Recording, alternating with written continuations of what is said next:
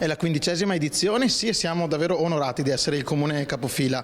Un grande progetto di rete che attraversa i nostri paesi, i nostri paesaggi, che porta la cultura, le arti a far vivere il nostro territorio. Arti sceniche, luoghi, culture e comunità. Torna anche quest'anno 100 Orizzonti con il programma culturale Siamo Paesaggio. 10 date per un totale di 11 appuntamenti dal 25 giugno all'8 agosto nelle terre di Asolo, del Monte Grappa e della Castellana.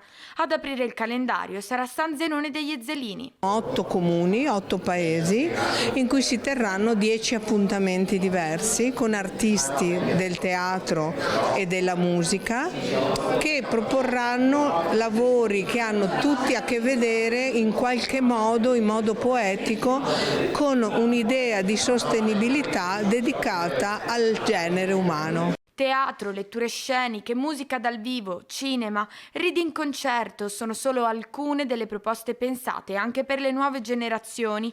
E qui il paesaggio non è soltanto una cornice, ma parte integrante del progetto. Lo dico anche da presidente dell'IPA Terre di Asolo Monte Grappa, un progetto che va adottato e che va portato avanti grazie anche al riconoscimento che c'è stato e c'è anche quest'anno della Regione del Veneto.